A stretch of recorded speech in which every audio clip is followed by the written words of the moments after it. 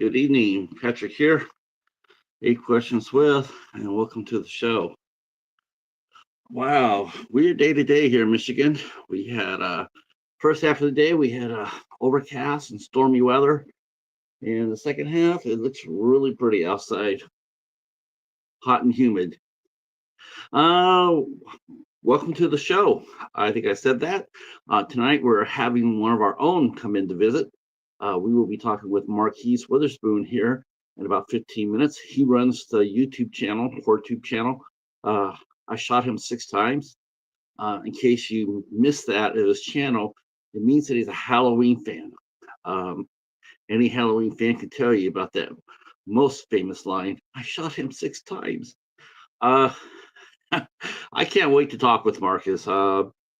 We had originally we were supposed to talk a little while ago, but life got in the way, unfortunately, and he had a personal tragedy in his family, and yeah, it's something you just can't prepare yourself for, um, and very very tough, um, and very very sorry that it happened. Um, it's words sort of escape you. So I just told him, I said, hey, whenever you're ready to come back, whenever you feel like you need to, take as much time as you like. I mean, it's not that important in the bigger scheme of things, right? But sometimes things like this are important. Um, I noticed that he did something that I did. He immediately got back on the horse, so to speak, like as far as trying to get life jump started. Not easy to do. Um, it's hard when you lose a family member and you're trying to to get going, to jumpstart life again. It's very difficult. Welcome, King. Glad you're here. Glad you're here. Hi, Byron. How are you? I think you're new to the channel too. I appreciate you guys both coming in. I put Marcus's link. I do believe, King, I have seen you on Marcus's channel, but if not, right above you is the link to his channel, so you can go over there, visit, and sub to him. That would be awesome. That would be awesome. He is actually racing to 2,000 subs, so hopefully we can get a few heads over there tonight. Um, so we're going to be talking with Marques. I can't wait to chew the fat with him about his love for horror, his love for Halloween, what's been going on for the summer, physical media, how he got his channel started, questions that you guys might already answers you guys might know, because Marques has a very dedicated chat. He's very well respected in the community. He doesn't, he's an up and up guy. That's one thing I really do respect about him, is that he is honest as the day is long, and he doesn't put on any false faces, and he tells the truth as straight across. He does care for each and every one of us. That's another thing too. If you watch any of his channel, watch any of his live streams or discussions, you can see the passion the man has for his friends that are coming by and visiting him, and you can definitely see why he has a very strong community. That's something I'm trying to get. An old guy like me trying to get that community as well. Um, uh, but you can just take it for one day at a time. Well, I want to definitely talk about last night. We had an awesome show. If you're new to the channel, this is 8 Questions with, and this is my interview series I do on my channel, where I invite people from all over to come and talk to us. We've had anybody from fellow YouTubers to A-list stars that have come onto the show and chatted with us, and so we've had a lot of fun with it for sure. We also do film reviews and a couple of other things. We do the ISC show the last Sunday of every month. That's a rotating show, but I host it 2 out of the 3 months. So that's a passion for me, the ISC show. We also do the Midnight Society, which we talk about various topics. So Byron says he's been a fan of horror movies since he's little. He could remember correctly since I was 5. The first horror movie I saw was Freddy versus Jason from 2003. My first horror film that I can remember seeing was Grizzly from 1976. 1976. That was the first time. That was the first horror movie that I can remember seeing. And this scared the hell out of me. It was Jaws on land, so to speak. But it was a fun movie. And just like Jaws, definitely underrated. I mean, as far as the rating goes, Jaws was rated PG. Well, we all know that was not a rated PG movie, and neither was Grizzly. Grizzly was also rated PG, but it should have been rated R. Um, uh, uh, and King says his first was Scream in 1996. Lady Valerie is in the house. Are you at the cabin, Lady Valerie? If you are not at the cabin, I could send you a link if you like, and you can come up and hang out with us. But I wasn't sure if you're at the cabin or not. Scream. I went and saw Scream when it came out in 1996 too. I went and saw it. It's weird for me because that movie, it's supposed to be a horror comedy, a little bit of a parody, so to speak, or satire or whatnot. But I just remember that first Drew Barrymore's kill. Man, I was expecting it to be a little bit lighter. I didn't expect to see that and the brutality. And Scream has always been a little bit, I've always been a little bit wary of it. After that, though I did enjoy the ending of the first movie. All right. So sitting by the fire pit up in the cabin, and the guys are out fishing right now. We're going to bring home some trout, some salmon, maybe a little catfish. Catfish is good cooking, good eating. Yeah, I mean, I love Scream. I like the ending of it. When Sidney walks over there and puts two in him, says, he won't be back for the sequel. It's like, hell yeah, that was funny as hell. And after that, I saw Scream 2 and Scream 3, and then it was just like, wow, it's like anybody that's related to Sidney is going to be Ghostface, and yeah. If I could do a sequel to any horror movie, what would it be and why? Yeah, that's a good one. I guess I would have to say, wow, that's a really good question because the movie I would talk about, but I don't know if there's any room for a sequel for it. Wow, that's a good one. You know what? I would do it because I would like to see what happens next. Due to the ending of the movie where it was still just a little bit unsettling, and that would be a dark song. I would like to see where Sophia goes next.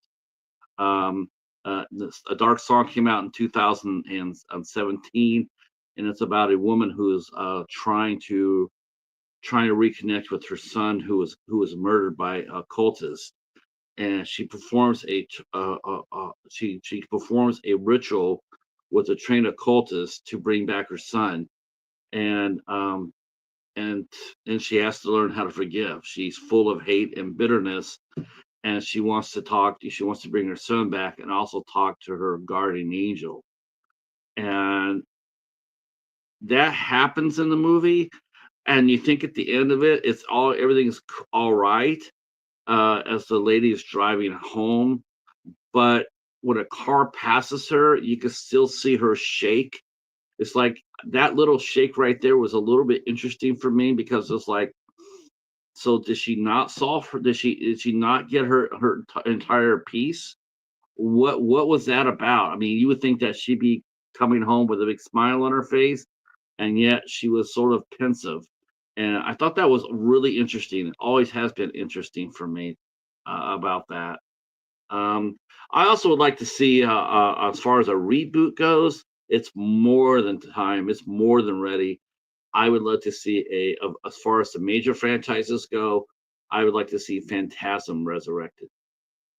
I'd love to see that. The first two Phantasms were excellent, very good films, very spooky. The end of the first one is a classic. But man, that's probably those two right there off the top of my head. Hey, Katie. Yeah, as far as that goes, that is a good question. But man, I've seen a lot of horror movies that, it's one of those things where it's like they end, and do you want to see more of them? Because that's one thing that horror movies do, is a lot of them, especially independent horror movies, is always try to leave room for a sequel. And most of the time, they're lucky to get enough money just to get their movie out, and much less a sequel, or even try to, like, look, we could come back. And it's like, man, a lot of times it just doesn't happen that way. Sometimes it works, but more often than not, it doesn't. Byron says, for me, I would take the very bold risk of doing a sequel of Halloween Ends, Evil Allison. Now, that's perfect timing, because Mr. Halloween himself is coming through the door, and we're going to ask him that question, because I have questions for him about that too. So please help me welcome in Marcus from I Shot Him 6 times. Maybe you would have had 7 shots. If you would have had a Glock, you could have said I shot him 17 times.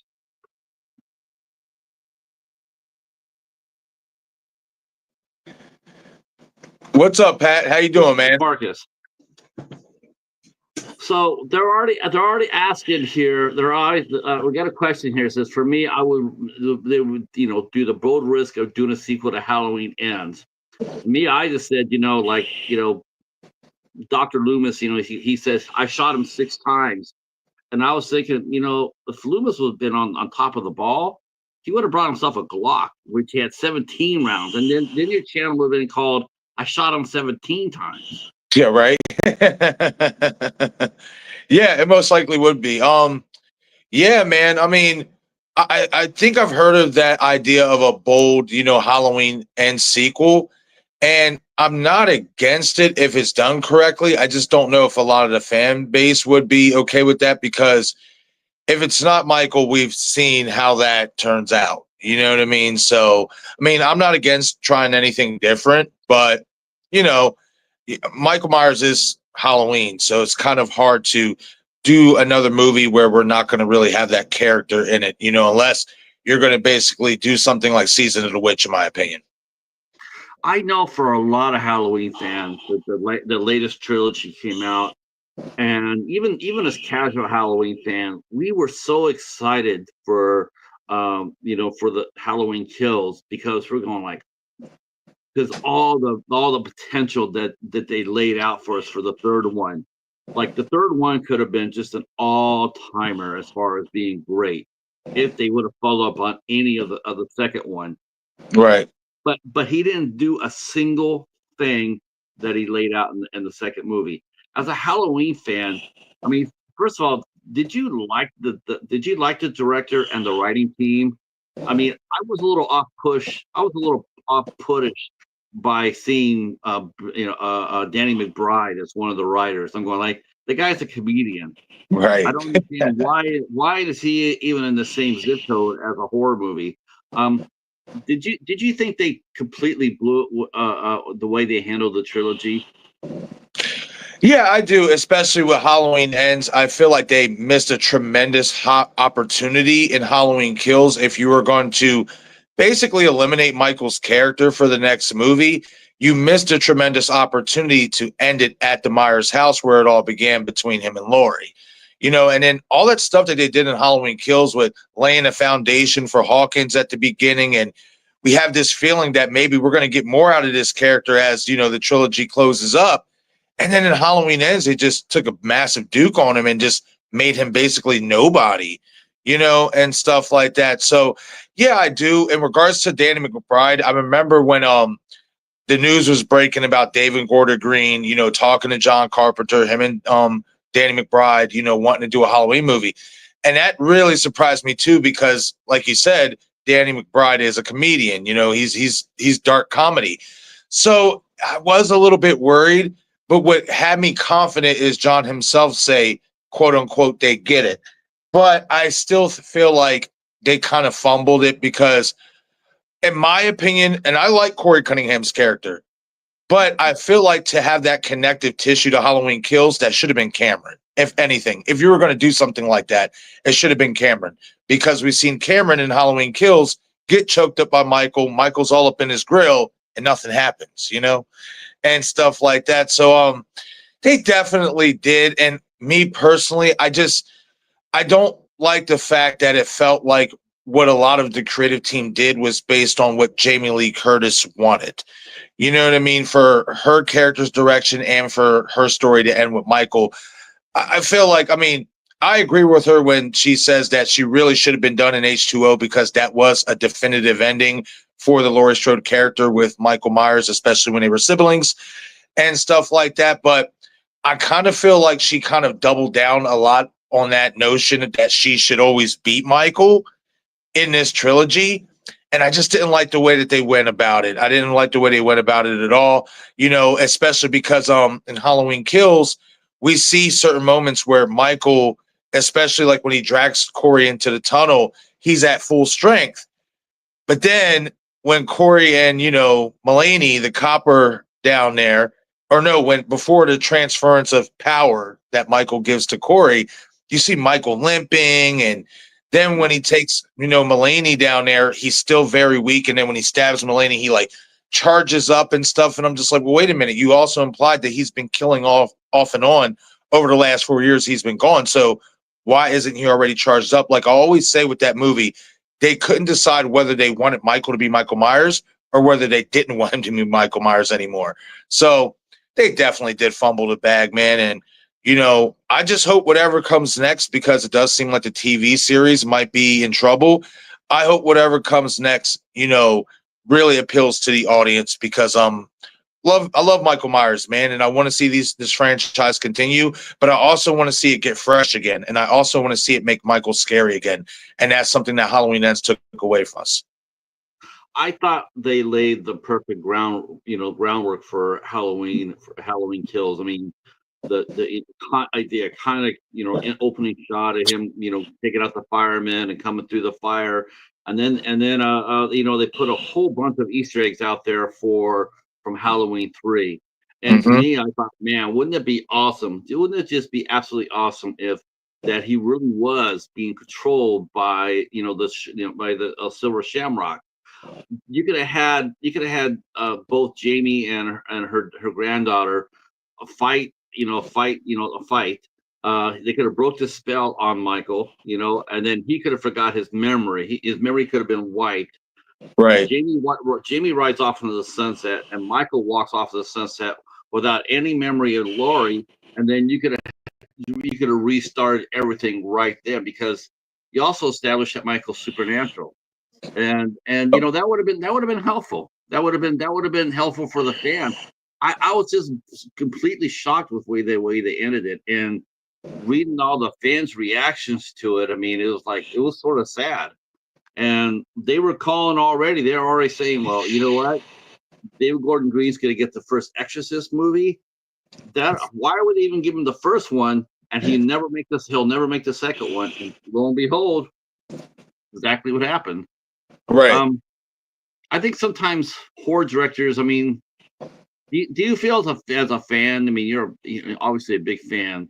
Do you feel as a fan that you hear a fan service where like in the second movie, Gordon Green tried to lay it out things that fans would recognize and everything else? Do you think sometimes that fan service gets in a way of a director telling his or her story, because they worry they're always concerned about adding something for all the fans? Yeah, I do think you make an excellent point with that, and stuff. And don't get me wrong, I love nostalgia. I love, fan servicey type stuff.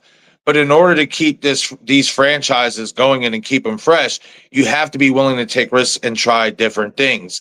And I do think trying to subvert not only the fans' expectations, but trying to cater to what they want to see does kind of get in the way of what the story they want to tell as a director, as a creator. So yeah, I definitely can see that, playing a role into it, because you're juggling both things. You're trying to juggle the old school audience who wants to see a lot of the old school stuff, but then you also got the new school audience who's like, I want to see this happen. You know what I mean? So they got a lot of things working for them and stuff like that. And I do think that sometimes fan service can be a detriment to what these creators are trying to do. I always like to say, because I like to give these creators a chance to make their art and be different. Let them make their art. There's going to be some things you like. There's going to be some things you don't like. It just comes with the territory.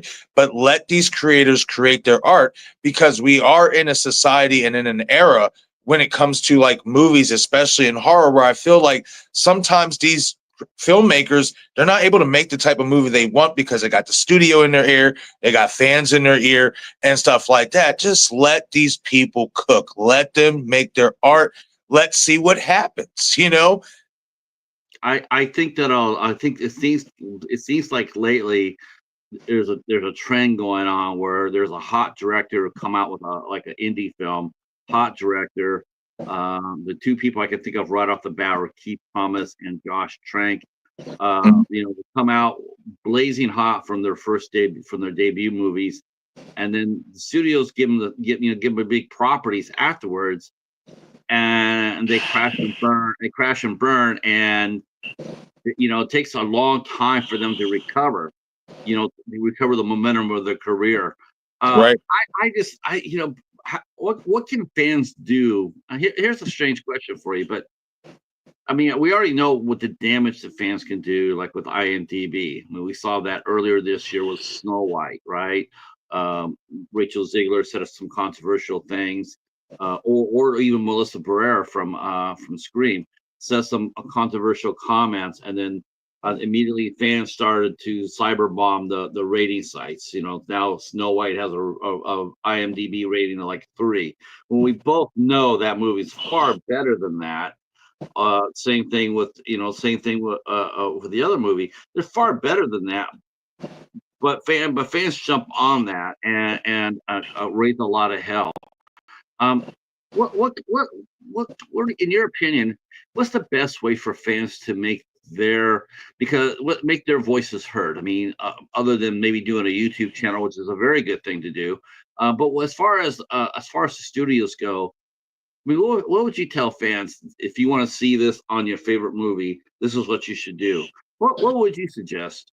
Well, I would suggest, because what I would suggest, and I'm just being honest, don't lose your shit so fast. You know what I mean? Like, don't be disrespectful to these filmmakers, to these studios and stuff like that. At the end of the day, you can't control what you can't control. You may see something that you want to happen, and you are a loyal fan, and you pay to go see, get a ticket, and you pay to buy merch and stuff like that. But at the end of the day, this is the film and entertainment industry. We know it comes with the territory. We're not always going to get the type of movies or the type of things that we always want to see. And to me, I feel like some of the rage, like a lot of these, fans, and it disheartens me, because it gives the horror community a bad rap. And it disheartens me to see a lot of fans like really like going after these actors and these filmmakers and whoever they're going after in the way that they're going after it. Like, I mean, Christopher Landon had the FBI, come in to, basically investigate things that were being done to him and threats and stuff like that. So one of the things I would say is don't threaten nobody. If you want to get your voice across, do what a lot of us do. And I'm not talking about just YouTube. Social media is there. If these filmmakers have an actual like social media account to where you can engage with them, talk to them, pitch some ideas. You would be surprised what just talking does. It goes a long way, whether it's in person or whether it's virtual. Prime example of this. Hold on, give me 1 second. Prime example of this is somebody reaching out to Marcos Beltrami in regards to Scream 7. Will he be doing the score? asked him, hey, are you going to be doing the score for this film? I really hope you are. I really would love to see you back in the Scream franchise, stuff like that. And then he got a response, and it was a humble and a nice response, and basically a confirmation that he was coming back. I feel like if you approach these people who you would like to speak to in the right way, maybe, just maybe, some of the stuff that you pitch to them personally might end up in the movie or something that they hear. If you have a YouTube channel, and I will bring this up, I remember when Craven, Steven, he started dubbing, the newer characters in the newer Scream movies, the Core Four. And I had never heard nobody else say that up until he said that. And then literally in the movie, they started calling that Core Four group the Core Four. So I do think sometimes that is a declaration that you may not think they're listening, but sometimes they are. You just got to go a certain way about it. You can't be, mean and rude and like kind of demanding. You got to basically just, like I said, there's social media. If they have a blue check mark, pitch your idea. The worst they could say is, oh, no, it's not going to happen. Oh, no, I can take that into consideration. But the main point of this is approach the situations correctly, because I personally feel, as a fan of horror and as a YouTube content creator, that sometimes these creators, they do listen to the fan base, and they do certain things, that you might have said that end up in the movie. And you're just like, wait, I said that. Oh, wow, they actually did that. Even if they don't reach out to you personally, you wonder if they did take that and, take your advice, and use it in the movie. So just go about the way, you're going about that certain situation differently. Don't be rude. Just, reach out and say, hey, this is what I would like to see as a loyal fan. But if that's not what we're going to get, I really hope that the movie that you are making, that you want to make, is successful. And that's a big thing I feel like is a lot of the issue, is that a lot of people, if they're not going to see what they want to see, it's, oh, this movie's going to be bad. It's going to, it's going to stink. It's going to suck. It's going to this. It's going to that. I hope it does bad.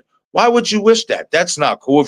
I feel like if you're a true fan of the franchise, even if you don't get the type of movie you want to see, you should be open to something else that might pique your interest and keeps the franchise going, So that's what I would say to those people. I feel that way with, like, we'll talk about our favorites. One of our favorite franchises is Scream. Me personally, I love the idea of the expansion. There was a movie called Kiss the Girls. It was written by James Patterson, right? So they had two killers on the opposite coast. They're working together. They're trying to outdo each other on the opposite coast. I love that idea. I love that idea of putting it in Scream and then having the main group split up to try to stop the ghost face on each side of the coast. I was open for something like that because that would have been really exciting, Yeah, man. But you're right though. And let me mention Lady Valerie is here in the chat, and she says that horror fandom is one of the most toxic. Now, I've been really fortunate in a lot of sense. I have not. I mean, man, I don't think it's more toxic than Star Wars fans. Star Wars and Star Trek fans, they're bitter. They're bitter. And talking Star Wars can back me up on that. Some of those fans can get really out there. Horror fandom is one of the most toxic. You know what? I tell you one thing, and let me hear what you think about this. I also really think that horror fandom, and this might get me some heat here, but it's what happens. But I think a lot of the horror fans are sort of like bandwagon sports fans. They jump on the hot franchise at the moment. It's like if Green's really hot, everybody's there for that. If it's Halloween's really hot, they're all over there for that. And I look at that and I'm going like, man, I just wish they had some of that love for the independent horror scene like they do for these franchises. And I don't get that. I don't see that. And that probably gets me a little fried more than anything else as far as being a horror fan. It's like, man, you're missing a lot of good stuff. A lot of good films. The future stars and directors that you're going to be seeing in the next year or so, you're getting the chance to see now. Let's see. The chat mentions Star Wars says, keep our opinions to ourselves. Yeah. If you don't like a certain movie, keep it to yourself. Others may like it when you don't. Yeah, I'm guilty of that too. Star Wars. Ask anybody. Um, I am. I have a couple movies that when I see people say, "Hey, have you seen this movie?" I'll just go right into that mode of like, "Oh hell no." Oh, I think we all do in our own way. Sometimes it just happens that way, but along the way, because I had that journey with Halloween Ends. When that movie came out, I remember doing like an hour and a half live stream, and it was literally like yelling into the microphone because of what they did. But then over the course, of my journey here on YouTube and stuff, and engaging in audiences and talking to, other content creators like you and everybody that I talk to and stuff like that, I'm just like, you know what, man? You have to keep an open mind that just because you may not like something doesn't mean that somebody else didn't enjoy it, and kind of just go about it better. You don't have to always snap out if you don't like something and stuff like that. And that's basically the type of, level I try to keep it at nowadays. If I don't like something, I'll just say, you know what? I ain't feeling it, but hey, if you like it, awesome. You know what I mean? Yeah, That's good for you. I've never brought a hatchet to any movie. I mean, I've gotten some things that like people know I don't like The Shining too much because I read The Shining, the book. I love the book. The book is so good, and then they just totally crushed it in my eyes. And I wasn't the only one. The author was too. So there's movies like that, and there's other movies where it wasn't so much the movie I didn't like, it was just what happened. And the other one is Hereditary. And it's not because Hereditary is it's not necessarily I guess it's bad. It's a bad movie in my opinion because the director never really got a handle on what he had. He never really did. He didn't direct. I just felt like he was more on the sidelines, overwhelmed, and I think it came out in this movie, and that's how I look at it. But as far as bringing a hatchet goes, no, I don't think that's a good idea for any fandom, to come No. out like that and to attack like that. Chris, I didn't know, I didn't hear about that thing with Christopher Landon. That's crazy. Yeah. Like, yeah, Yeah, they was really on him because of the whole Melissa thing, and wasn't even his fault, and stuff like that. Like, so, and even regardless to whose fault it is, I mean, what really can we do about it? We're fans, we gotta ride this train and see where it takes us. You know what I mean? That's just how I feel as a real fan of these horror movies and stuff. Like, for crying out loud, I feel like as a Halloween fan, if I can get through Curse of Michael Myers, and I know some people like that movie, but if I can get through that, I can deal with anything in regards to my favorites. If there's something I don't like, all right, you know what? I didn't like that one. Hopefully the next one's better. See, Dominic is here. Your good buddy. Dominic says, "Here's the solution. These fans need to make their own fan films. Show the studios what you got in store in terms of what you want to see when you make your fan film." That's an excellent point, Dominic. And let's talk about that for a minute, shall we, Marcus? Because Mhm. there's one thing that horror fans have now today that other horror fans never got, and that is actually the opportunity to do horror fan films, and and get the blessings to make it. Yep. The studios, it used to be like you'd be sitting there, you and I be sitting there having a Coke, and you and I sit there and say, let's make a fan film. And then the door would knock and there'd be a Columbia saying a cease and desist, Yep. even before we started talking about it. Well, Yep. we can't do that. But now it seems that horror fans are making great horror films, and they're doing just that. And of course, it's all still made from a labor of love because they can't make their money back. Right. I'm not sure if John is still here from Doomsday Crypt, but I saw on one of his shows where there was a filmmaker who he mortgaged his house. I think he spent like $80,000 to make his own fan film. And to me, it's like I think there's room for both. I think there's room for fans to make their films, and I think there's room for them to make money from it. Um, if the studios were if they were sharp about it, they sit there and say, "Okay, we can make this work so everybody benefits from this." Right. Um, I don't like the idea of fans, like people spending all their money making a fan film without knowing there's not a way for them to get the money back. I do feel like, hey, they're showing the love for it. They're giving you free publicity for it. There's got to be a way for you to compensate them if you're a studio, and I do believe that. But I do like the idea of fans making films. Are you a big a fan of fan films, or do you see them for like fan fiction? No, I love them. I love them because I mean, as a content creator, what I mean, making these videos is kind of, doing the same exact thing, except you're not like diving in deep to the details of a certain, movie that you're doing or whatnot. But I love them because it shows just how creative when our community puts our mind to it, just how creative that we can be. It doesn't matter if, they're doing a Halloween style fan film or a Friday the 13th or a Scream or whatnot. Everybody has a different style and a different idea on how they see their favorite horror characters and stuff like that. And it's a really cool thing to see that people, and I agree with you. I do think there should be some type of compensation from the studios and stuff on the back end for that. But just the fact that people are willing to come out of their own pocket to make a fan film just out of the love, and for the community and just also their love of horror movies, man, it's a great time to be alive in that regard. Because in my opinion, especially if that fan film is well received, I am a firm believer, especially if you are on YouTube and stuff. Now, granted, you don't get paid from YouTube for your fan films or nothing, but you might be able to grow a following. You know what I Right. mean? And that might be able to open more opportunities and more doors for you to make more content, more fan films, do more projects that you might want to do and that other fans would like to see and stuff like that. And that's another thing too. You know, it's not just the creators, the fans that are the creators that are making these fan films.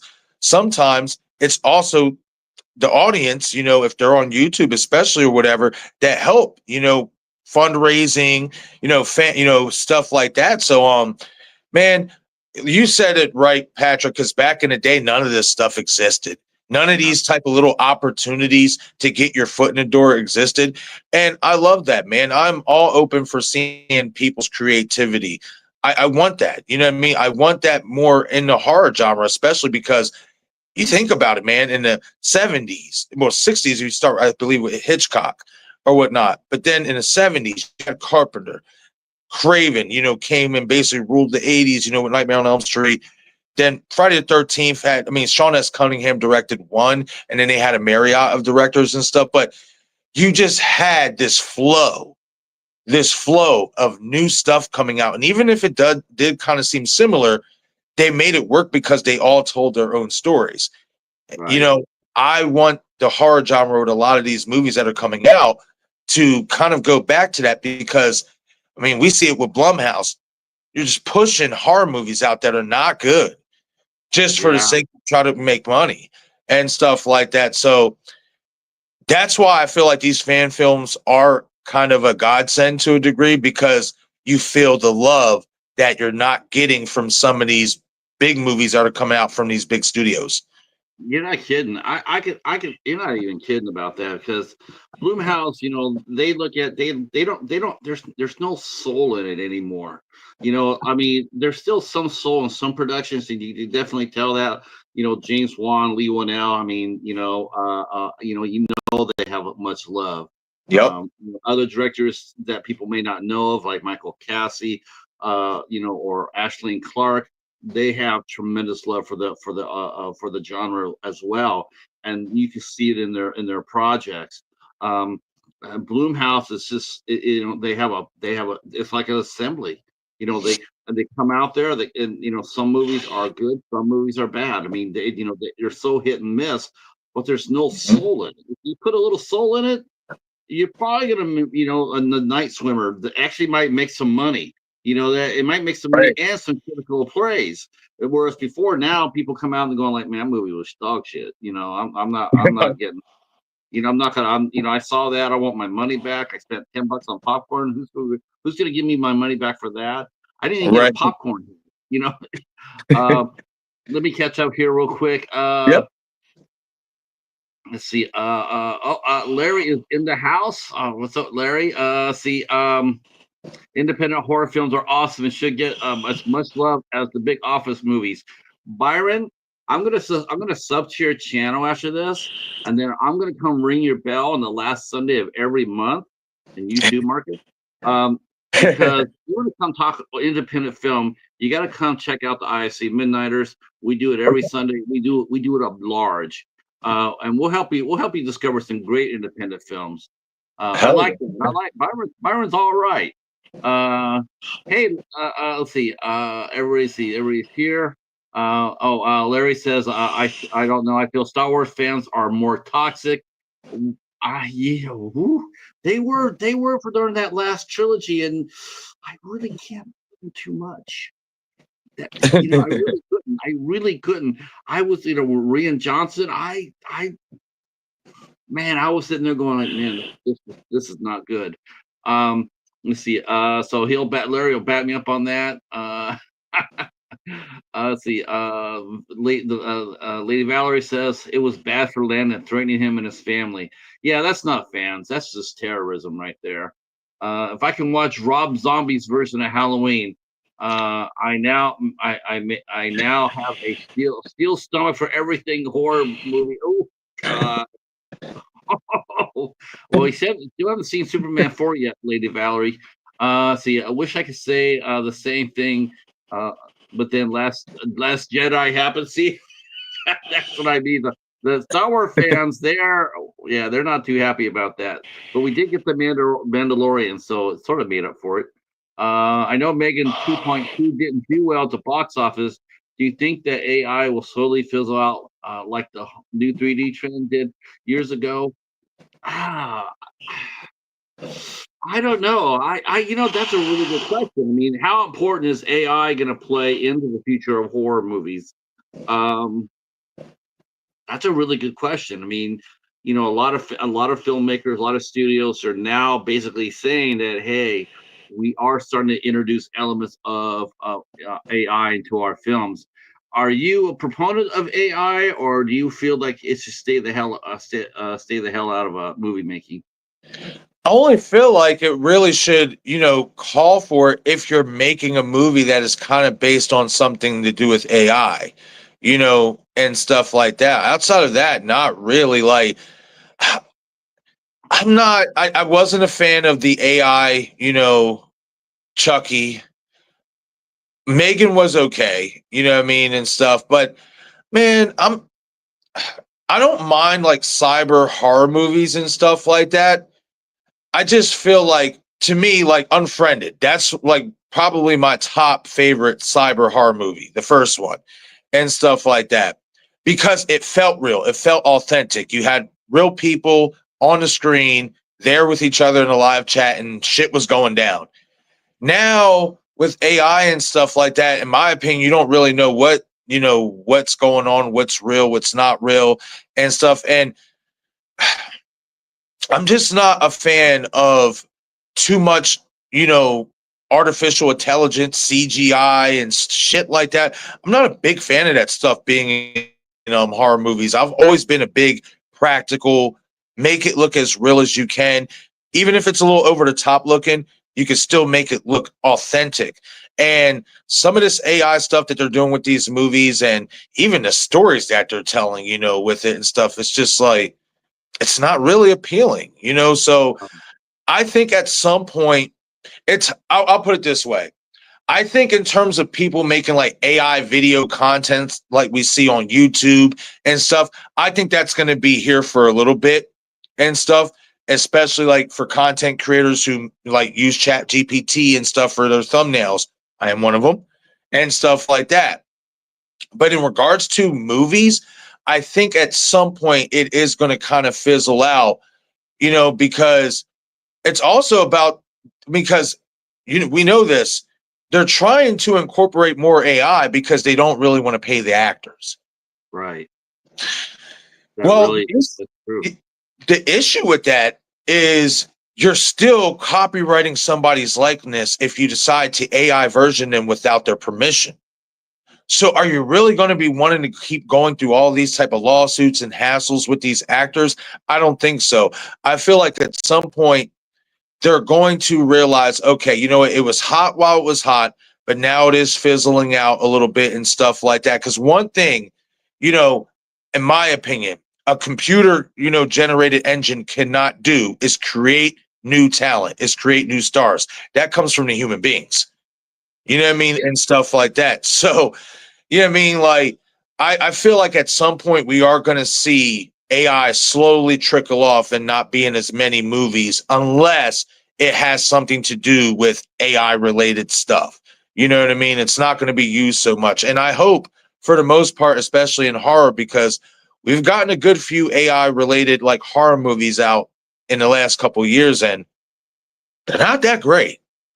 You know what I mean? Like, so, you know what I mean? Like, I do think at some point it's going to fizzle out for sure. Do you think this is something you mentioned in just in your last statement there? But let me ask you this: do you think that the horror community, or even the the studios that put out horror movies, do you think they do a good job at creating new stars? Because I can only think of two right off the top of my head that were like really pushed hard by the studios. One's been pushed for a little while now, and the other one's just now getting this push. And I'm thinking about Jenna Ortega and Glenn Yep. Powell. Yep. Those are like the that's it, you just don't see star making vehicles now for up and coming stars. Right. Is that just another way you feel like the studio is telling us fans that, look, anybody can be in a horror movie. It can be a generic cast. It doesn't matter. It doesn't matter who's in the movie, because there's nobody out there looking for them. I mean, people, there's no names over the titles anymore. Right. Like the Screen 7 comes out, there's not going to be there's not going to be a Courtney Cox or a who plays Sydney? Nev Sydney, Campbell. right? Their names are not going to go over the top of the title like they used to. Right. Do you think it's important that we do keep that we do have stars, and we still follow them, we still support what they do, to make them an event when a movie comes out with their name attached to it, it becomes an event, more than just now where it's just like Screen 7 comes out and it's just like, okay, but there's nothing there really to draw people into it. There's no real name to get them into the theater. Right. Well, I think especially because back in the day, a lot of the big actors' gateways were in horror. That's, where they planted their flag first, and then they made their way to the other type of movies that they ended up doing. Kevin Bacon, Jamie Lee Curtis, just a couple examples and stuff like that. But I feel like the problem is why horror has a problem with creating new stars, like newer generation stars, is because the newer generation aren't starting in horror first. They're starting in they're going to other type of films like action or dramas. Dramas are like a really big thing with a lot of these, stars and stuff like that. It's not like, to me, I always felt like growing up, from back in the day, watching horror movies back in the day, a lot of the big actors that we've seen in the 80s and the 90s and stuff, horror was their gateway. That's how they got their start. And then once they got their noticement in horror, that's when they went to branch off and do other things and leave horror alone for a little bit and stuff. Now, a lot of these actors nowadays aren't even starting in horror, which is why I feel like the big ones that are really good actors and stuff like that, like maybe a Haley Steinfeld, I think she's excellent. I really do. You know what I mean? And stuff. I think to me, she is a star. Yes, But the reason, why we're not getting that many stars consistently in horror is because they're not starting off in horror no more and stuff like that. And if horror fans aren't watching these other movies that these actors have been a part of, then they're not going to feel inclined, unless they see the movie and feel compelled by the character that they're playing. They're not going to really feel compelled to buy a ticket and go to the movie. They'll just wait for streaming or whatever and catch it later. And I think that's that's the biggest difference between back in the day and now. Is nobody, and I'm going to say nobody, but a lot of the big stars that you hear about. Jenna Ortega is the most recent one, in my opinion, or whatever, because she did Insidious when she was younger. She was in Scream 5. She's the only one that really kind of like, as she started to blossom as, you know, a main screen actor, she had her footprint in horror and stuff. Outside of that, not really. You know, some would say, well, what about Melissa Barrera? Well, Melissa was somewhat of a star going into Scream 5, but let's really be honest. What happened to her for Scream 7 in regards to her basically getting fired, that blew her up 10 times more, you know, because people felt for her and stuff like that. But that's the problem now, Patrick, is that a lot of these great star-studded actors who are A-listers, a lot of them aren't starting in horror no more. They're starting in other genre films. And a lot of the horror fan base that might not watch those other genre films, they don't know nothing really about them. Like, I'll be honest with you. I forgot that Chase Su. Oh, I think we lost Patrick. That's all right. I'll hold it down for him until he gets back and stuff. But I didn't even know Chase Sui Wonders. Like, I forgot that she was in Bodies. I didn't really care for that movie. And she's in the new I Know What You Did Last Summer movie. All these other actors that are in that movie, I don't really know nothing about. You know, so that's the issue with horror right now, in my opinion. You know what I mean? And stuff is that we're not getting new stars because all these stars, all the A-listers are starting off in other stuff. So, you know what I mean? That's just my take on it. And hopefully that changes. Hopefully we get back to, you know, what we used to have.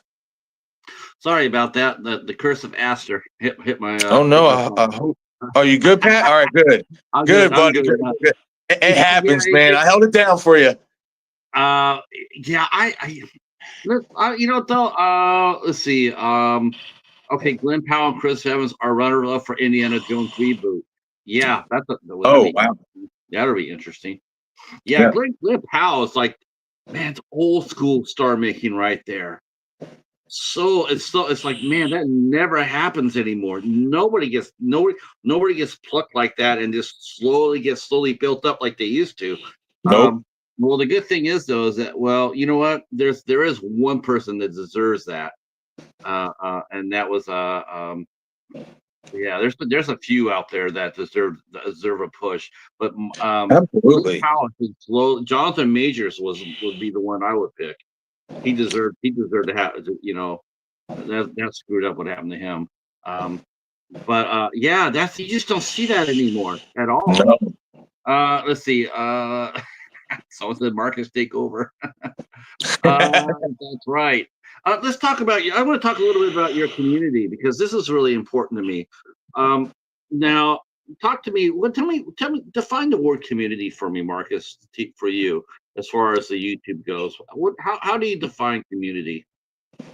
Well, to me, I define community as, you know, by engaging with everybody that we engage with here in the community.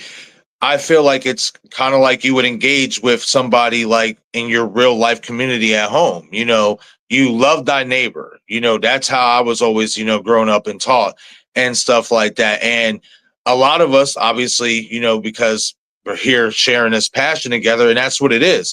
It's all passion. It's all love and stuff like that. And I feel like your community, especially on YouTube, should feel like your family. You know what I mean? I can't count how many people have come in and said, man, you know, you doing content and stuff is kind of like a safe haven for me and stuff. And that's what you want to hear, because that's what you would want to hear in your own real life community. You know, it's all about loving thy neighbor and, you know, being family and being here for each other and looking out for each other, not just with the horror movie content, but beyond that, you know what I mean? And stuff like that, taking time out of the day, say, hey guys, you know, how you doing today? I hope you're doing well. And stuff like that, like just showing that camaraderie and that, you know, that love amongst each other and stuff like that, that in my opinion, sometimes, you know, in actual like reality, it's just all reality, but in your at-home community, you don't see too much of that. You know what I mean? You don't see too much of that engagement. You don't see too much of that love. You don't see too much of that passion, you know, to talk about things that y'all might share in common and stuff. And that's the beautiful thing about this platform that we have here on YouTube, is that even if we don't agree all the time. We're never going to. It's nearly impossible. But we all share this love and this passion and this joy for this wonderful, crazy world that is the horror genre and film in general and stuff like that. And I feel that passion and that love, that is what connects us and brings us together and, makes you not just, want to be friends because you're fans of horror, but if you really get to know the person and take the time to listen to their story and, just get to know them, you want to treat them like family. And that's what it is all about to me in this community. It's all about family. You know what I mean? Like family in real life, like your real life family, you're not always going to agree with each other. You might, you might, get a little snippy with each other at the end, every once in a while. But as long as y'all have come to a common ground and have love and respect for each other, that's what it's all about at the end of the day. So that's what community is to me, man. And I will always stand on this business here is that we have the best community in YouTube. I genuinely believe that. I do. I like the word. I like the word you use that in this genuine because it isn't always so genuine or upfront. There are some people that exploit the community and hurt other people in doing so, and some people would be shocked to know exactly some of those people are, but they themselves are the ones being exploited by that. What do you think that as a horror tuber, because I called you, or a YouTuber, what responsibility do you feel? Because you have a large community, a lot of people come to your streams, they look to you, they look to your content, and they look to what you do when you aren't, during a watch party or whatnot, or something, or what we're doing right now, just talking. They see that and they react to that. What do you what do you feel about people who don't necessarily do that? And yeah, I'm asking for it is a harsh question to ask, but I think you and I we're both, we both are adult enough to sit there and talk about this for a minute. Right. I personally think so. Basically, what you're asking me, like, how do I feel like about some YouTubers who maybe don't engage with their audience the way that some others do? Yeah. Is that yeah? Okay. Yeah, I definitely do think. I definitely do think that there are some, who I'll put it this way: you can tell it's not about the community to them. It's about other things, even if it's profit. Yes, even if it is profit and stuff like that. So I feel like an audience sees that, and you ask, basically my responsibility as a YouTuber and as a horror tuber to my community. I feel like my number one responsibility is when I'm pushing out content, I push out content that is mirrored in at least fact, or at least go into detail about why you have a specific theory. Know what you're talking about. That's my number one rule, is know what you're talking about, because if you don't know what you're talking about, people are not going to want to, they're not going to want to take your word at face value. You know what I mean? Provide details, provide attention to detail. When people see that, they see that dedication and stuff. And that's, to me, is a really big thing in regards to being a horror content creator. Is I want people to see that dedication and stuff. Like, I can talk on a camera with you and, have a great conversation and wing it and stuff like that. When I'm putting my videos together, I cannot do the camera thing, man. I just can't. I just, it's something with me that I feel like putting overlays up and showing what I'm talking about through detailed overlays and shots from the trailer or whatever it is we're talking about, it's just a lot easier for me to extrapolate the points that I want to get across and stuff like that, because I think that is so key being a horror content creator, because the last thing I want to do is mislead anyone on any type of information. And I feel like a lot of, YouTubers in general, but, some in the horror community do that too. You know what I mean? And I don't like that. You know what I mean? And stuff like that. Listen, we're not going to be right with everything. You know what I mean? And stuff like that. It's okay to be wrong. You know what I mean? And stuff. Just share your thoughts. Share what you feel based on what you're seeing and stuff. But for me, man, my thing is just basically, I want people to feel like when they come to my channel, yes, this is a platform that obviously we make money off of sometimes and stuff like that. Yes, but I don't want the money that I make off of YouTube to override the fun that we have here in this community and the love that we have in this community for what we're doing and stuff like that. I've never been the type of guy, no matter how much money I've had in my bank account, to really, let money, cloud my judgment and stuff like that. So that's what it is to me, man. And people see that, and results speak for itself. I just see it. I see it in the community where creators do exploit. They do exploit their community. I mean, I don't know if they know what the word means. To me, community means it's a back and forth. We work together. It's not Right. just the community as long as you're sending me everything. That's not community at all. That's just exploitation. And I like you. I like your channel, and I think your community is that they're there, and there's no expectations. Other than having a good time. You're not going to be there hammering them for chats, and you're not going to sell your spot next to you on your streams. You're not going to be selling it to the highest bidder. And to me, it's like, Right. how is that a horror community? How is that a community at all when you have to actually when you're sitting there asking for those same people that have been supporting you all this time, and then you're asking them to, hey, I want more from you. I want you to pay me. I want you to give me money. I want you to, and this is I just find that a little bit souring. I was just wondering, and that's really, it's one of the reasons why I wanted to talk to you, because I really enjoy watching you interact with your community, and I think it's great. I'm a huge fan. I mean, I I told you appreciate the that, other man. day. I told you the other day I was a newbie, only because I probably haven't been there nearly enough. But I know that's going to change. I can tell you that right now. I'll be there a hell of a lot more often, digging your content. I I think appreciate that, man. For real. Like, that really means a lot.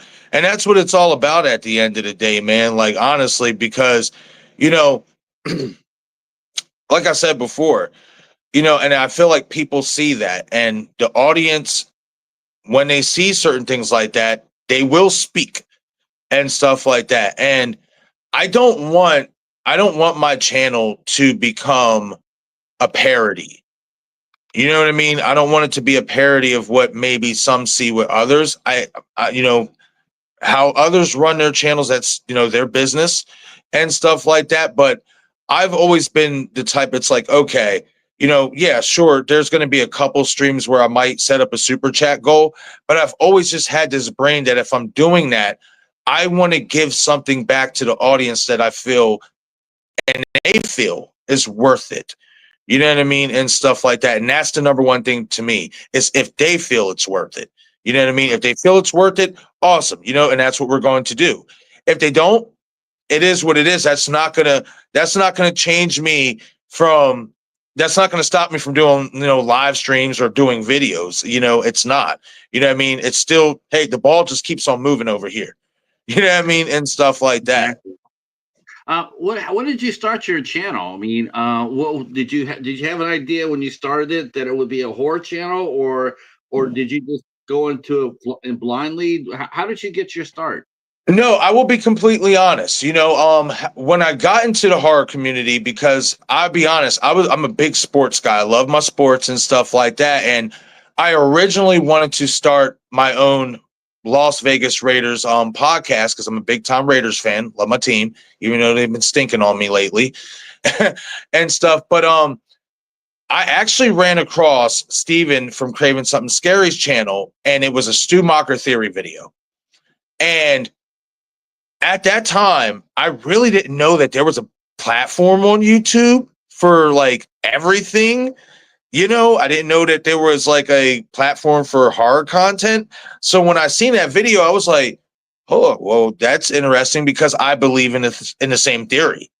You know what I mean? And stuff like that. So I started watching him. And the more I started watching him, I'll be honest, like, the more it motivated me to be like, you know what? I mean, you love doing this stuff. You love talking about it. You love being in this chat with this community. why the fuck don't you get in on this? You know, why not? You know what I mean? You know what you're talking about. Because I'm so like very attention to detail in everything that I try to talk about, whether it's sports, life, whatever.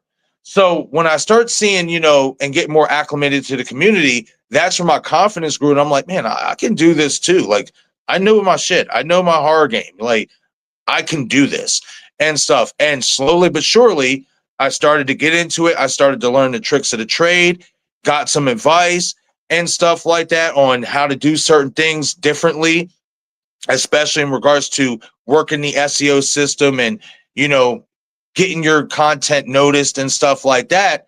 And slowly but surely, it just started to take off, you know what I mean, and stuff. And then, of course, there was a couple times where I was out for an extended period of time because I had personal things going on. But man, ever since I've been back, this last couple months, in all honesty, this is, in my opinion, my best run because there's more consistency. I feel sharper. You know what I mean? I feel sharper because I've got my confidence back too. For a little bit there, I'd go to try to do a video and I'm just like, I'm stonewalled. It's like Gale and Scream 4. You know what I mean? I'm just like, Right. you know what I mean? But once I was able to, slowly get my confidence back, that's when I got the mojo back. And I'm just like, okay, yeah, now I can really, really do this and stuff. But yeah, man, you know what I mean? I give credit where credit is due. Steven was the first video that I saw, and then the first YouTuber that I saw, and being a part of his community, that really gave me the idea, like, you know what? Your boy can hang in this community. You know what I mean? And stuff. But it wasn't just even about the videos. It was because I enjoyed talking to somebody, everybody so much.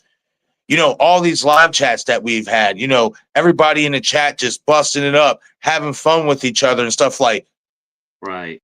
that right there is what really, I was like, yeah, I want to be a part of this community. The hell with the sports.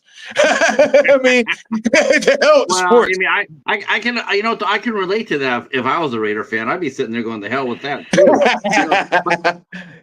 I'm just saying though that there is room besides here on the Steelers bandwagon that you're more than welcome to sit in with it's a shame, Patrick, because I am from PA, but I just my dad was a big Raiders fan or whatever. He still is. He's a big Raiders fan and stuff like that. So that's basically where I got it from, man. And I love the colors, and that's just I'm ride or die, man. That's just what it is. Were you a fan where they were in Oakland? Yes. So back in the 70s, that was the rivalry.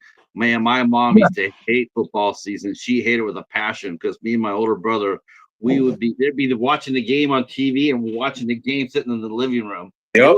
It was and Lady Valerie's chipping in with her Packers.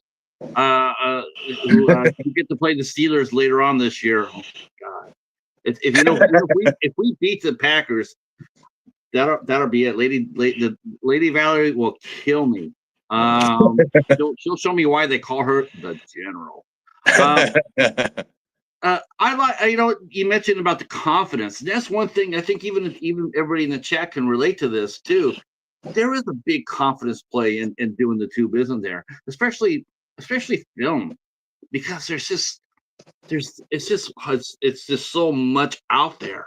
And how do you choose what to talk about? And you sit there. You ever sit there in front of your camera and you go like, I know what I want to say, I just don't know how to say it.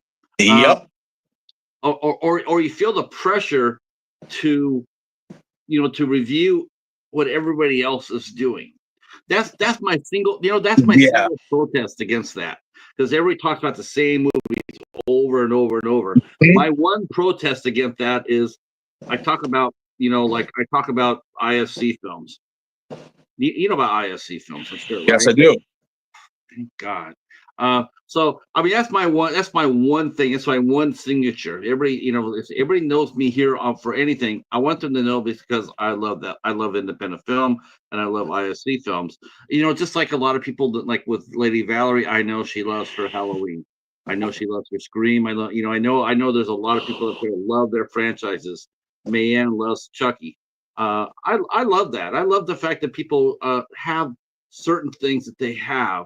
And I think it helps them get, it helps them like, what am I going to do? How am I going to do it? What are we going to talk about? And then you have something to go back to that, oh, of course, I can talk a little bit about Halloween this week, even though maybe you talked about it last week, but you can get on it this week and do something exciting. Have you ever had camera block where you just sit there and like, I have something to say, but I just don't know how to say it? Yeah, that's why I do my videos the way I do it. Like even sometimes when I'm going to write down, what I'm going to be talking about, I will just sit here and ponder. All right, how do I want to deliver that? How do I want to say that? You know what I mean? And stuff like that. And it is a process, you know what I mean? Like it is a process, but you just got to basically hunker down and just be like, you know what? Take a breath, let it come to you. And it'll come to you. You know what I mean? That's just all it is. Don't force it, because when you force it, that's when it gets real fucking frustrating, because you got so many ideas in your brain for whatever you're talking about already, especially if it's a theory. You know what I mean? So when you force it and you really like, oh, I want to get this out. I want to get this out now. I want to get this out now. That can really be a detriment and stuff like that. That's another thing I learned here on YouTube that I used to do is I'd see a piece of news come out or a trailer drop. Oh, I got to get it done now. I got to get it done now. Now I'm just like, no, take your time. If other people do it, do a video about it before you, cool. It's okay, because guess what? Just because they drop a video first, it doesn't mean that y'all have the same opinions or ideas. You know what I mean? So take your time, observe the information, and then do it the best you can and stuff. You are going to go through cuts, because I do it all the time. I can't count how many times I mess up. I'm in the middle of flowing and I'm blah, blah, blah, blah, blah. I mean, and stuff. It happens, you know what I mean? But you just keep at it and you keep at it, and then it'll start to flow and just start to flow and just start to flow. Once you get in that flow and you get that rhythm, I'm telling you, man, like it's in my opinion, it's an extraordinary high. It is, once you get, it's something about talking about your favorite movies, especially like, for an example, an independent film, that came out last year that I absolutely love. And I'm excited to start getting more into it, especially that we're getting a sequel, In a Violent Nature. Oh, yeah. All right.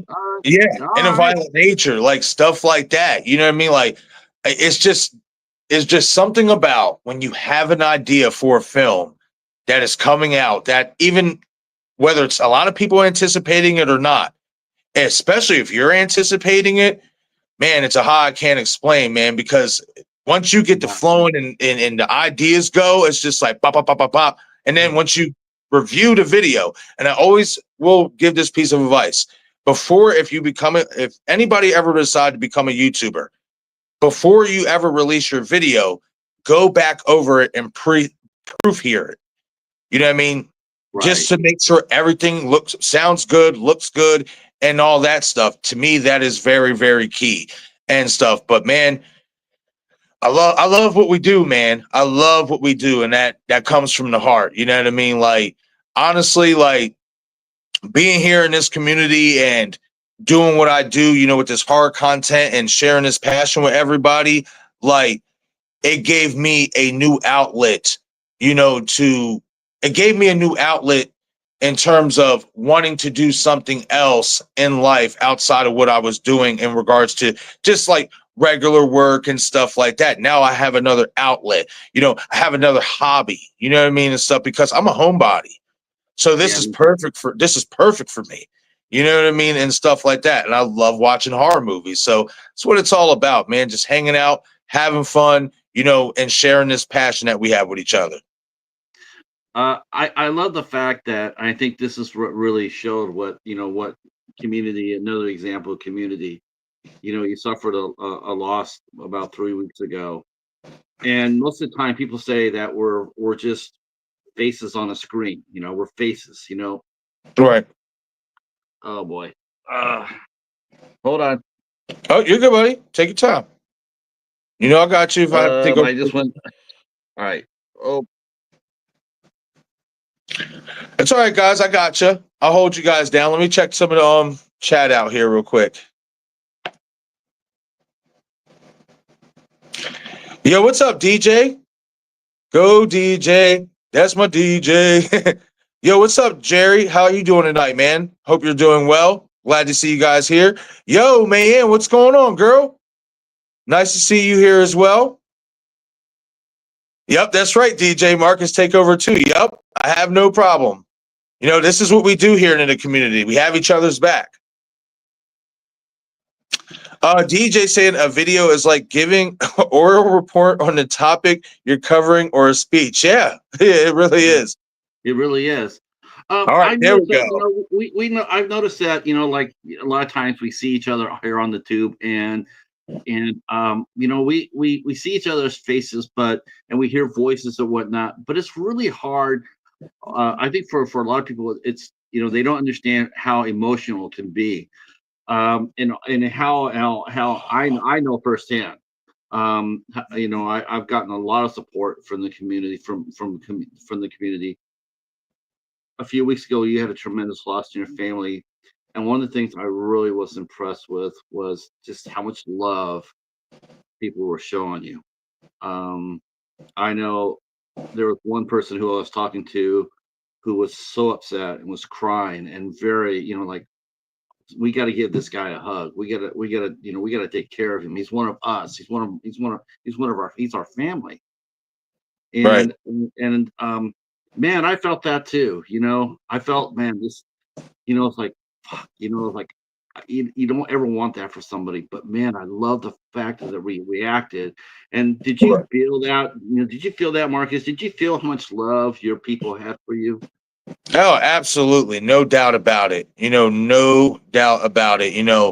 And words can't, describe. I can't put it in words, what the community, you know, just not even just, being there for me, and stuff, respecting, that, hey, I got to take this time off for a couple of days because I'm fucked up right now, and I can't even think about content in this moment and stuff. And the fact that people, because why it means so much to me is because I've already missed so much time on here, and everybody still stays, and everybody still, no matter how long I'm gone. And I hope I'm never gone for the amount of time that I was gone before and stuff, for like months on end. I hope that never happens again. But everybody who was a part of this community, for the most part, when I left, was still here. And that right there already showed me that I had a solid community around me. I had family, in this community, and everybody showed up and showed out, because that's what family does. You know what I mean? Even if you in real, like, in our, families, here at home and stuff, our blood families and stuff, even if you don't see each other for a while and stuff, when one of us are a little bit down, I'd like to think, you reach out to that family member, you know what I mean, and stuff, and you try to be there for each other and stuff like that. And that's what everybody here in the community was to me, man. Like, I wasn't surprised, you know what I mean? I wasn't overwhelmed or anything, because I know the great people in this community that I have, and seeing how much love and just how much, care that they showed, for me and my family, and, trying to get us through this hard time. Like, it means a lot, man, because, going through stuff like that, you can't prepare for that. You know what I mean? You can never prepare for that, so you have to have a good support system around you, man, to keep your head on a swivel, you know what I mean, and stuff like that. And I'm blessed with the community I have. Like, I truly mean that when I say that. Like, everybody, especially like the main cogs, and everybody knows, the main cogs, and stuff like that. The people, who reach out, who I talk to on a regular basis, and who show up to the streams and the videos and stuff on a regular basis. Those people, like, and that's why, like, after like half a week of, bawling my eyes out and basically feeling sick, to the point that I didn't want to do anything, I had to think about, what that little girl, my niece, would want, you know what I mean? Because she loved, man, just like this community. And this is why I'm bringing this up. She loved just like this community loves. She cared just like this community cared. And I, got a hold of Destin, and I was like, look, man, I'm going to take baby steps. I'm going to hang out in the chat and just hang out with everybody and, just, let, lean on my family until I feel like I'm ready to get back on this camera and do what we do and stuff like that. And the fact that everybody, even when they would see me show up in the chats, it wasn't, hey, Marcus, are you going to get on camera, get on the panel? It wasn't none of that. It was, hey, Marcus, we love you. We feel for you. We're here for you and stuff. Glad to see you here in the chat. And that just made me feel so good because it's like you said earlier, no pressure. There's no pressure. You know what I mean? And stuff like that. And especially going through that atrocious time and still going through it and stuff like it's, I've been leaning on everybody in this community. I'll be honest, like, don't get it messed up. Like, I put on a brave face. I do these live streams. I'm getting through them and stuff like that. But when I'm off camera and I'm, in my downtime, I still have my downtimes. You know what I mean? And stuff like that. But it's being here with each and every one of you guys that keeps me uplifted because you guys help me take my mind off the sadness and the hurt, and the anger and stuff like that.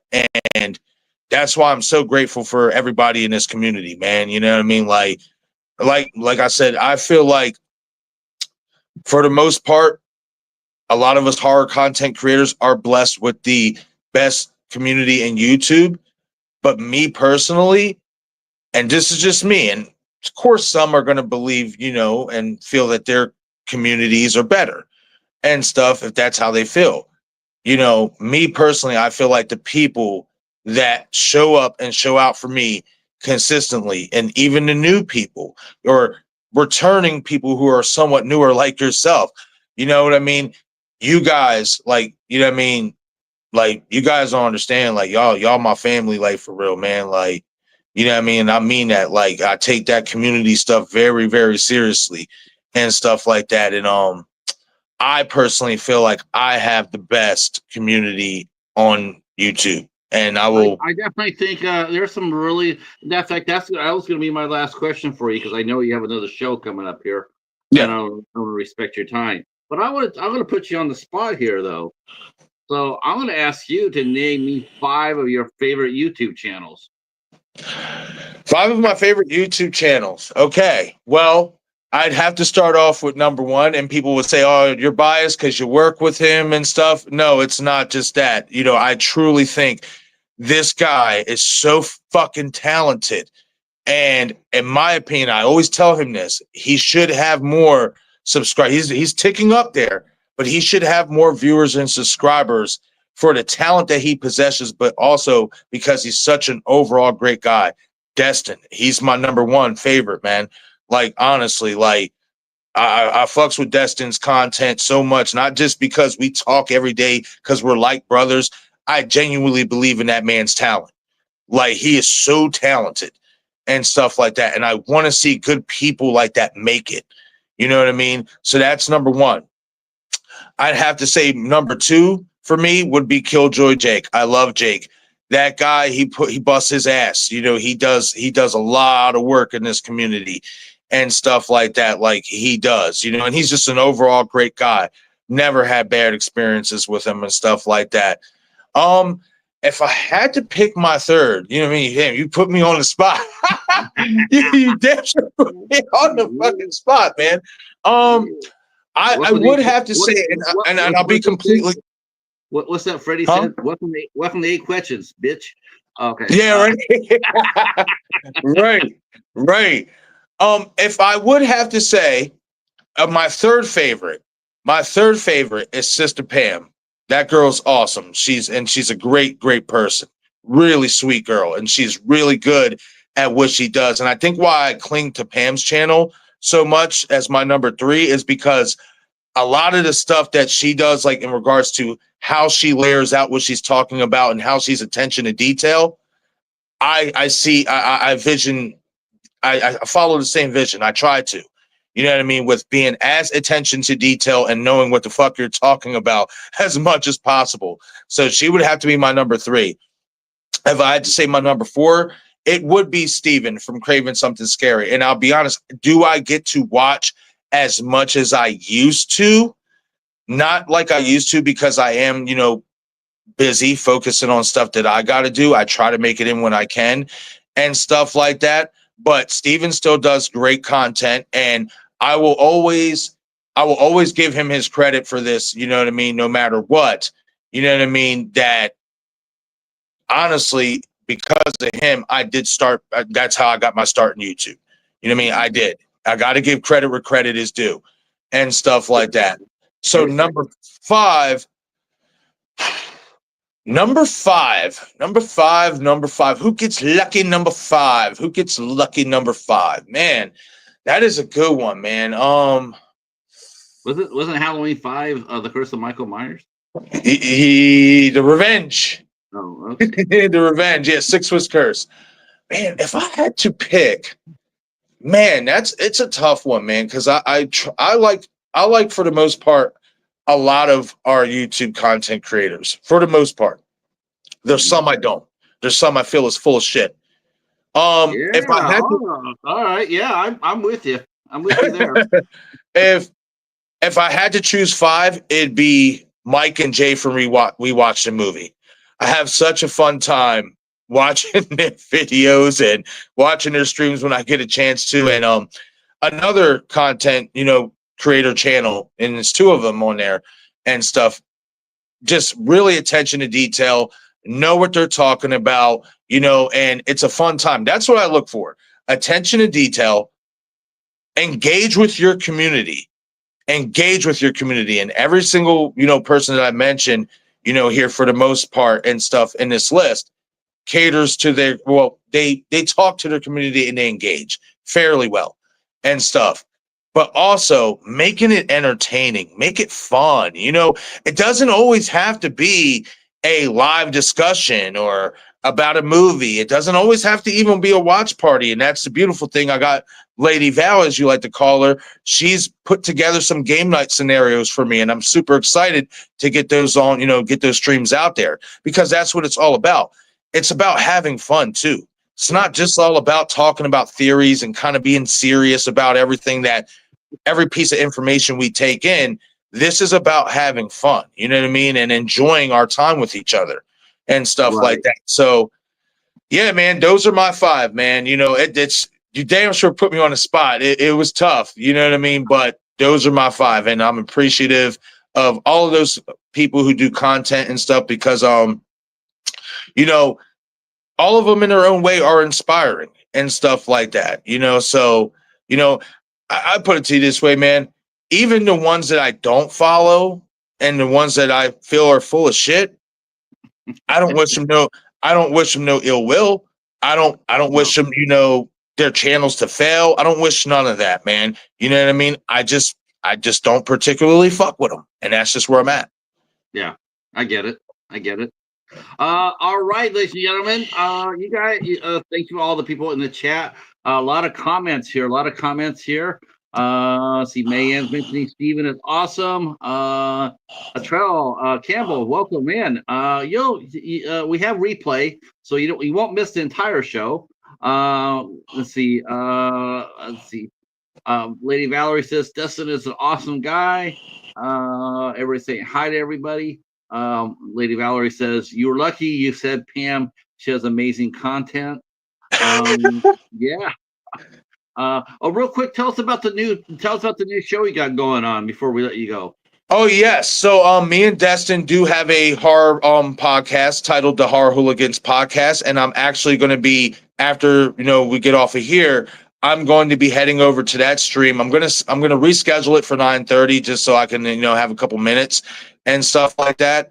But this is going to be episode 4, and we are going to be doing Slash of the Titans. Basically, we're going to be picking 6 fantasy style slasher matchups that we would love to see. And it doesn't even have to be slasher. It can be supernatural, it can be anything and stuff like that. But basically 6 fantasy matchups of horror icons that we would love to see do battle with each other.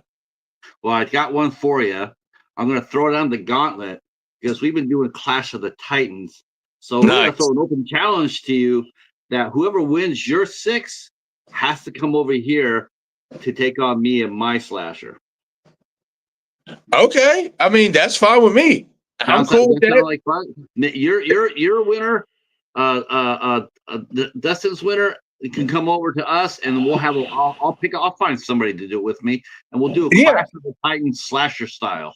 Hell yeah. So basically, yeah, the 6 picks that we have and stuff like that, maybe we put a stream together and we come over here and we, merge them together and see. Yeah.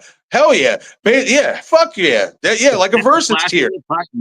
I love it. In fact, I'm even gonna reach out right now since he's in the chat right now. I'm gonna get my collaboration partner here, which is Hey Internet. It's Eric, and he and I will come up with some slashers. Okay. To take you 2 guys on in a Clash of the Titans. And this is awesome because we just show nothing but love for the people that we pick. That's awesome. I'm excited about that. In fact, let's wrap this up so you can get ready for that. And Yes, we'll all head on over to are we going to your channel, Marcus? Yes. Tonight's episode will be on my channel. I shot him 6 times, YouTube horror movie channel. Just for further reference to those who don't know, me and Destin do rotate the episodes between both of our channel. So tonight, episode 4 will be on my channel, and then next Wednesday, episode 5 will be on Destin's channel, and then so on and so forth. That's cool. I love rotating. We do that for the IFC show. We rotate.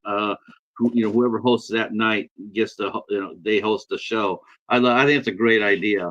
All right. So in about 20 minutes or so, maybe 20 minutes, so give them time to get something cold to drink. We're all going to head on over to Marcus's channel. Just follow the general, Lady Valerie. Follow her. She'll take us all over there, and then we'll see what's going on, see what's cooking. Thanks again, Marcus, for everything. And no doubt, man. We got to do this again. This was a lot of fun. We'll do it again. And this Saturday, I do have a watch party on the 12th. I have director Joe Leone, director and screenwriter Joe Leone. He will be here to watch Reap, the movie that he filmed and created, and we'll be watching a watch party with that on Saturday.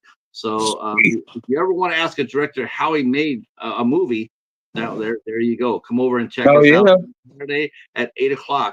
All right. To the chat, thank you again. We'll see you in a few minutes. Marcus, stay right there for 1 second, and then I will say goodnight. Peace. Man, now I have to think of some slashers.